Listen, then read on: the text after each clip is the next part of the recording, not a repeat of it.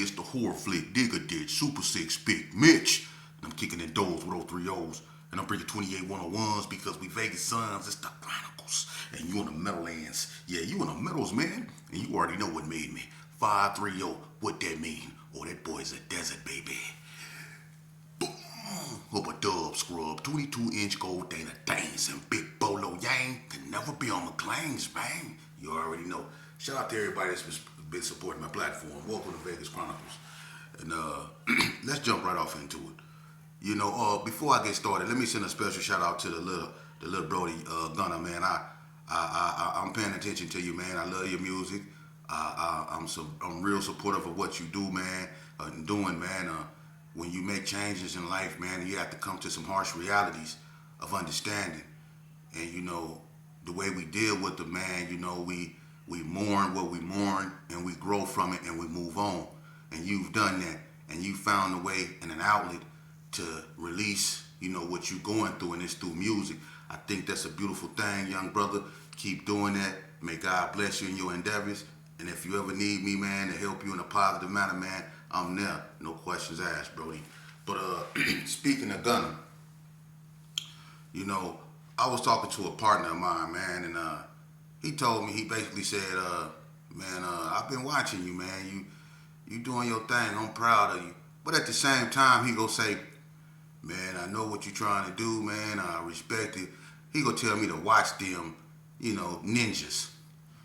And I'm like, are you serious? I'm just saying, man, some people don't forget. Look, man, let me tell y'all this right here. I do Vegas Chronicles to expose what went on in Las Vegas. You know, I get a truth about what went on in Las Vegas because I went through it with them. You know, I spent the majority of my time in and out of institutions behind these streets of Vegas, man. So when it comes to these streets of Vegas, I feel I'm obligated because God left me here. And it ain't because I'm special. He left me here to tell my story so these youngsters can know why they behaving the way they behaving. Why they running around here calling themselves something they really know nothing about. I don't got time, and I'm too old to be trying to watch them ninjas. I'm not gonna do that. I'm trying to watch me and make sure I stay focused. I'm focused on me and what I'm doing. Let me explain something to you. I got a story I want to tell y'all, man, because that kind of like got me in my feelings, man, when a person tell me at this day and age and at my age that I gotta watch them ninjas. Now, I'm not naive, but at the same time, I don't feel like I got to look over my shoulders and all that. I'm not doing that. God got my back. And whatever happened to me, that's in his decree. And I'm cool with it. But let me tell y'all a story about a person I grew up with, man. His name was Dogg. His name was Lacey Howard, a.k.a. Lace Dogg. He was 104 Donna Street Crib. I met Lacey a long time ago down there in Northtown at the little boys club down there. He was a bright-skinned. He kind of looked native, you know. He was bright-skinned, got a kind of like a pointy nose. He had like crooked teeth back then, you know. His bottom teeth was like crooked, you know. And he always had like a long curl, short at the top, real long at the back, you know. And growing up, you know, he was a cool dude, you know. Me and him used to steal a lot, you know. We used to go in them 7-Elevens, and he loved to steal like me. That's why I first met him, you know. And I seen him a couple times at Pistol Piece Pizza when I used to go down there with Ralphie Boy and Googie that was in the wheelchair from GQ. I used to hang out with them. But when the Donna Street Cribs came out, that's when I really started to see him, you know. And I remember Lace Dogg used to mess with this female. Her name was Charmaine. Charmaine was from California. Charmaine had a sister named Poncho. Poncho used to mess with J-Rap from Northtown Gangster. And they had a mama. She was a gangster too, kind of tall, wore glasses. I forgot her name. But she was a gangster though. She whooped out the wife up there at Super 6. The Koreans used to run Super 6 on the west side. And Charmaine mama got into it with her up there one day and whooped the wife out up in the store. So she was about that life. The mama was a gangster. You know what I mean? But I remember one day I was with Ralphie Boy over there in Cary Apartments, right there on Donna. As soon as you turned on Donna, they right there to the right, Cary Apartments, right? And we out there one day, it's me, him, a Rich Dog, and a few more cats, you know. We used to kick it over there and drink. Next thing we know, we see this light-skinned cat come. It's Lace Dogg, you know. But now, he still got His hair is still cut, short at the top, long at the back, but he got a lot of jewelry on. He come hitting the corner, he gone. He kind of pigeon-toed, but he was gone, right? I'm thinking this one time. So I start running with him. We gone, right? We turn around, it's like a black Regal or a black Cutlass. Hit the corner. Poncho driving. It's Poncho, Charmaine, the mama. They hit the corner. I don't know what Lace Dogg did, but they was on his helmet. But we both running. I'm running because he running, right? But when I turned around and I seen who it was, I stopped. And there was some females, right? He gone. He jumped the wall right there that separated. He carried apartments with Jim Bridget. So he jumped that wall and ended up in Jim Bridget Field and shot back that way. Right? I'm like, what was going on, Later on, I found out, him and Charmaine was over there fighting and all that. But Lace Dogg, was the type of dude, man, he was with the function, man. And, me and him put in some work. Lace Dogg used to be running around there with Lil Boo a lot. Lil Boo from down at Clepo, little brother. And both of them, I got to, I don't too much care for Lil Boo, back then, but Lil Boo was about that life. I gotta get credit where credit is due. When it comes to 103, you can't say 103 without saying the original Lil Boo, not Gangsta Boo and all that. I'm talking about Martrell, the original 103 Gangsta Boo. That boy right there wasn't no joke. Him and Lace Dogg, they was down there they had Donna on fire, But what happened was me and Lace Dogg went to juvenile, and they ended up putting us in the room together because I had, strangled Mr. Jordan, the counselor, the head dude, and Lace Dogg them jumped on Sticker Bush. So we couldn't come out with the regular inmates no more. We had to come out at night. So me and Lace Dogg in the room together. And you know how, when you put two lines in the room, egos go, So me and Lace Dogg, we started getting into it. We went from crumbing on each other to talking about each other's neighborhood. And when he said that, the news already said that the Donna Street Crips was the hardest gang. In fact, he shouldn't have said that to me. But I'm going to keep it real. At this time, all you heard was Donna. I can't lie. All you heard was Donna. I'm not going to hate. Donna was on the front page of everything, They was really putting in work. There was a new, fresh gang. Everybody wanted to be from down there. And they was doing their thing. They was hot.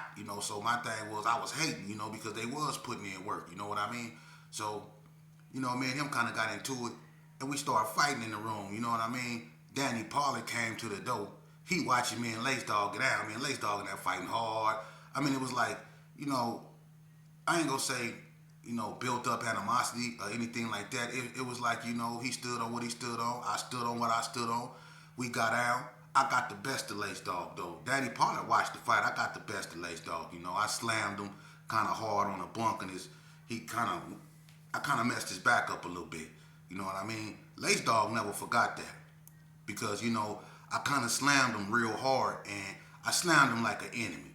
And he took that kind of personal. So at that point, they had to move me and Lace Dogg out the room, even though the Donnas and the Gersons got along, me and Lace Dogg was no longer friends. Okay? And that animosity, it traveled. When I was on Donna, me and Lace Dogg never spoke.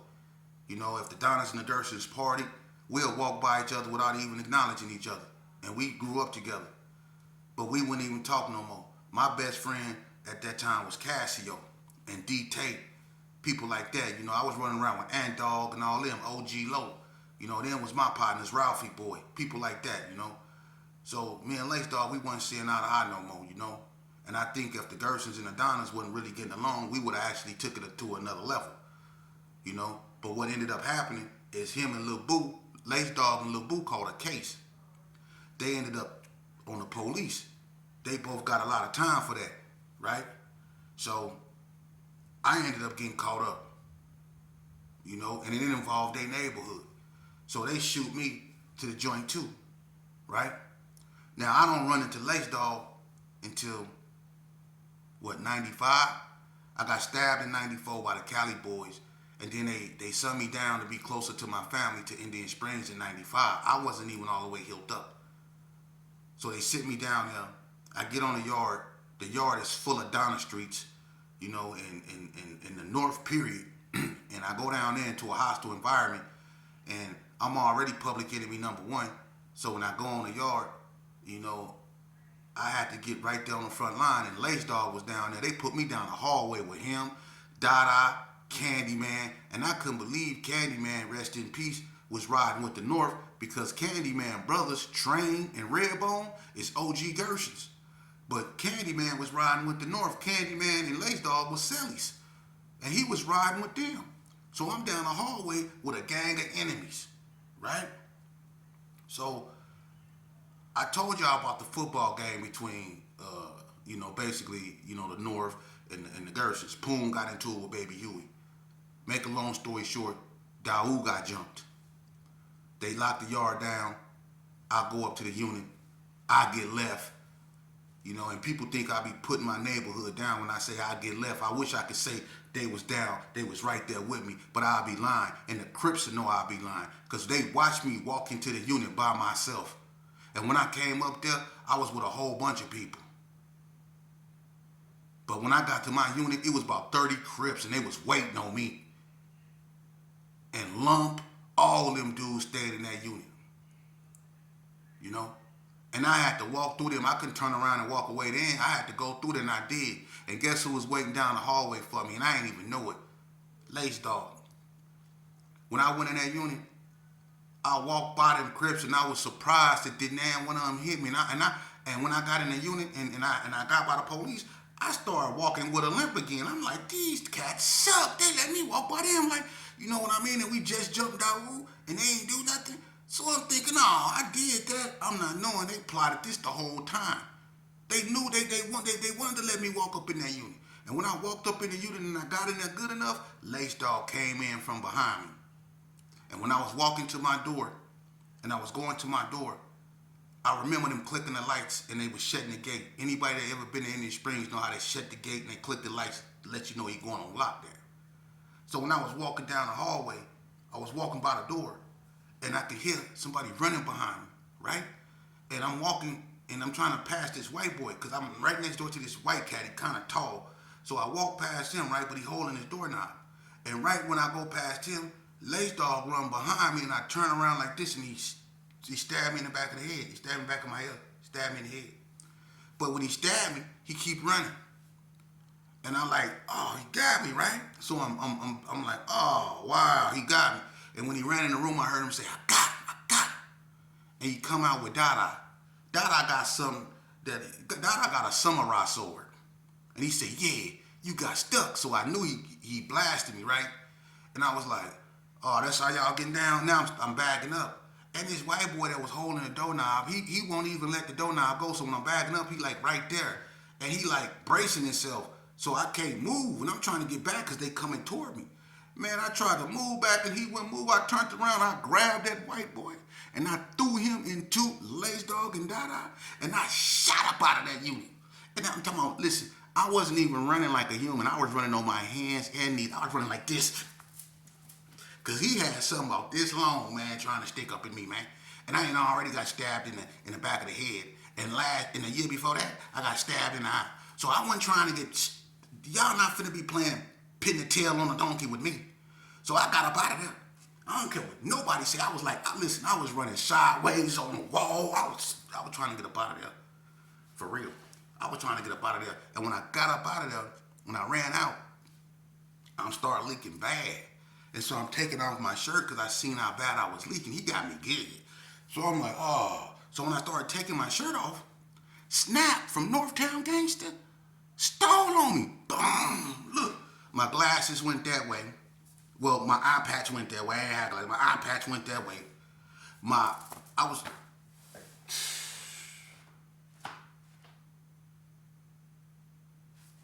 But this the thing. Where was my homies at? My feelings was hurt. I got stabbed. I had to make a serious strategic retreat. Yes, I did. I had to get up out of there. For real, man. Where my homies was, though. See? People think I be coming on here and I be, where my homies was. Capone, D. Capone ran all the way from Unit 8. Because when Snap hit me, man, come on, man. And I took my shirt off and I threw it down and I looked up. Which one of y'all hit me? Look, my eye patch was wailing around here by my ear. For real. Which one of y'all hit me? And all the Crips just standing there. D. Capone ran from Unit 8 And the only reason why I know that Snap was the one that stole on me, because when D Capone came, he stole on Snap. He ran right up there and he stole on Snap. That's how I knew it was Snap, the one that blast, that stole on me. And I know why Snap did that. You know, me and Snap got into it in the trailer courts. He remember this. And I came over there with Kippy, and he was over there with Roy Boy from Donna. And remember, Snap had a pistol, and I asked him what it was, you know, and I asked him if I could see it, and you know, and when he let me see it, I said, "Where you from?" He said, "Northtown Gangster Crib," and that was the wrong thing to say to me at that time because we was like into it with them. So when he let me see his pistol, you can ask Snap, I'm not lying. I pointed it at him. I say, "Thank you." And then I tried to, you know, but it was on safety action. He broke. I chased him and started blowing on him. Boom, boom, boom, boom. I chased him all the way to, because I didn't know they was cool, but I had a homeboy named Fats. He was in the wheelchair now, light-skinned Fats. It's 3 Fats from the Gershon. One tall and bow-legged, one R.I.P., Boom's big brother, and it's another light-skinned one. They used to be down there in the trailer courts, kind of short. But this the one I'm talking about, the kind of short one. I chased Snap all the way to his house because that's who he was messing with. I blew all the way to his door. So when Snap seen me again, that was his, like Lace Dogg, opportunity to get back at me. So Lace Dogg stabbed me, and then Snap stole on me. So I'm out there going through it, right? But only one homie came to my assistance, and that was D Capone. But I came up the hill with about 7 Gershons, you know. But back to Lace Dogg. You know, after Lace Dogg stabbed me, you know, we went to the hole, you know, and I was messed up, you know, because they got me and Snap for fighting. Lace Dogg didn't get caught. Somebody told on Lace Dogg and it wasn't me. I'm the one that got Lace Dogg out the hole. And you can ask anybody from Donna about that. I got Lace Dogg out the hole, and I told them I attacked Snap so Snap can go home, because Snap was going home in like 2 weeks. When they had me and Snap in the hole, I told Snap I'm going to take the case, and I did, so he can go home. I kept it 100. I said I attacked him. Then they was asking me who stabbed me, and I wouldn't tell them. And they gave me 18 months in the hole because I wouldn't tell them who stabbed me. They had Lace Dogg in the hole for stabbing me. Lace Dogg went back to the yard. Me and Lace Dogg did not run into each other again until we was at NSP. And by then, he had got real little. And then, you know, he had done so much time, Lace Dogg just wanted to go home at this time. And what people didn't understand is me and Lace Dogg talked before he went home. See, I was at NSP with Lace Dogg. He used to be with Duke Daddy every day. And I remember the confrontation. Duke Daddy got into it with Big Wrecking Ball over A-Train down there on the lower yard. You see, me and Lace Dogg had a conversation, and we talked, you know, and we kind of cleared the air on a lot of stuff, you know. And Lace Dogg just felt a certain way. He felt, you know, he said, "Sheep, I always respected you, but I ain't gonna lie, I couldn't stand your ass." You know, and we found ourselves laughing, looking at the ground, trying to remember where we went wrong, you know, because we had been through so much back and forth, you know. You know, and it came to a point to where we was 2 old men, you know, trying to look for a way to bring some common sense to what we was going through, you know. And I'm glad, man, he was able to talk. We was able to shake hands, and people didn't even know that. We was able to put that behind us, because Lace Dogg said he was on something else. He had some female that he was with, some Italian girl he was with, whatever, and he was finna go out there and do good. He had other plans, you know. He didn't want to go out there and gang bang no more. Lace Dogg, you know, his mind was on right at this time. I don't know what happened with him, you know. But I know when I got out, I remember I ran into Lace Dogg. I was with, everybody know Kyo Mac. I was with him. We was, you know, in Vegas Heights. And we ran into Lace Dogg, man. And Lace Dogg he was like, I don't know, man. He was on that water or something, but he wasn't even here like that, man. You know, it wasn't the same Lace Dogg. You know, I remember he had a tank top on, some tan khaki-like pants, some Chucks. You know, he wasn't the same. He just wasn't the same. But to make a long story short, you know, I don't know what happened with him. I'm not gonna get into that, man. But unfortunately for Lace Dogg, man, he was unalived. You know, and I'm just saying that because people say, "Sheep, you need to watch them ninjas." What you mean? I don't need to watch nothing. I need to watch the ninjas that's telling me to watch them ninjas. I need to watch you. Because ain't nobody even known that, man.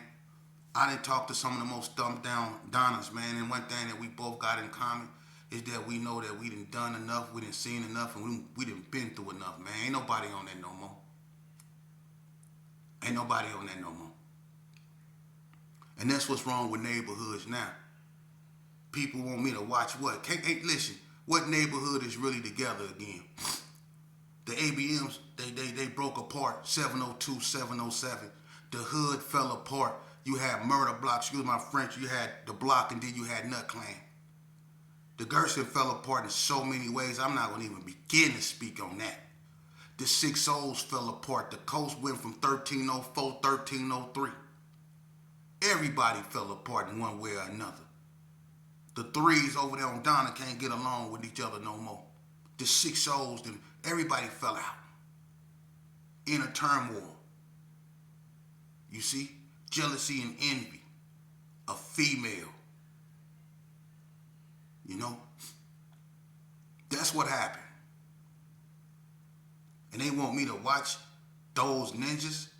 If you watch anything, watch the ninja on the side of you. Because I tell you this right here. Listen, I'm going to tell you something. If I was in the game, 9 times out of 10, something would probably happen to me by one of my own before it happened to me by the Donnas. That's how the game is now, man. That's how the game is. Ain't no more loyalty in this, man. You can't even be nice to a person. If you feeding a person, they not going to fall in love with the heart that's helping them. They going to fall in love with the hand that's giving them what they need. They can care less about the arm and the body that the hand is attached to. As long as that hand is giving them what they want, they don't give a dang about you. They don't look at the fact that you might have gave them your last and you now struggling. They don't look at that. They fell in love with your hand. You see? That's what it's about now. It's not about the heart no more. It's about the hand. It's about what you got in your hand for me, not what you got in your heart for me. See? So you better watch who on the side of you before you watch who in front of you. That's why so many people always come up on the wrong side of something and everybody be left dumbfounded like, what happened? You see? Neighborhoods going to war over nothing because they think such and such got knocked down by such and such from over there when in fact such and such got knocked down by his own people. That's how the game go, not just in Vegas, but in everywhere. That's the new trend to get back Dogg. You got people from other neighborhoods that can pay your own homeboys to send you somewhere. And we all know that. That's how they getting down now. So why I need to watch them ninjas over there on Donna? No, I need to talk to those brothers over there on Donna. I need to sit down like I've been sitting down face to face with those brothers over there from Donna. Because we all done made mistakes. We all done things that we wish we hadn't done. Now that we done matured and we got children and we see how they coming up and we see how our homeboys who ain't here children have been infected with their bull crap. And some of them we can't save. You got dudes that bang neighborhoods and they own homeboys then backdoor their brother. That's in every neighborhood. Is they supposed to still bang that neighborhood? Is they supposed to still claim that neighborhood? If their neighborhood did something bad to their brother, man, and it was messed up? I'm just saying, hypothetically. For real. You see, that's the status quo now. You see? And what we get it wrong is that we act like it's all messed up. Now we drinking and we going through stuff because things ain't like it used to be. Ain't no love no more. Let me explain something to you, man. You signed up for failure when you signed up for this in the first place. It was never no love in this, man.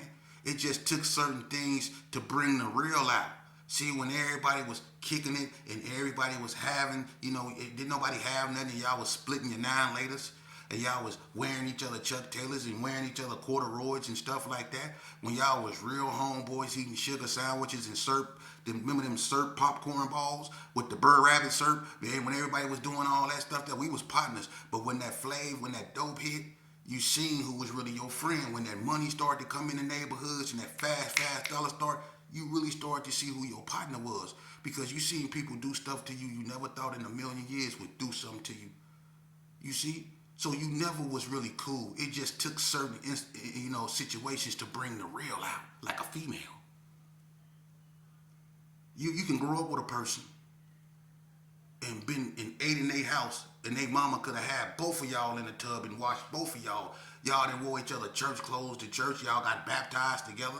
Y'all done been to Tallulah Springs. Y'all done went to UNLV together. Y'all done did all this stuff together as youth, only to grow up to let a female come in between y'all, and then one of y'all turn on the other one. You see? So when you sign up for this game right here, just know you signing up for failure. It wasn't never no love in this. It wasn't never no love in this. This stuff, gang banging, wasn't never supposed to be put together to work. We came together. When we come together and we identify ourselves as something, and we tell other people just like us, look just like us, go through the same problem we go through, y'all can't come over here. This our neighborhood. You know how we look. You know how we sound. Think about that. Just think about that. And you wonder why it's so many people not here. You can't never, look, you can never make me understand what we've done. That's how I know I was under some type of spell or something. Something really had me. Demons are real. And I was infected with one. And they're powerful because they'll make you feel a certain way and you will believe in the way you feel. I really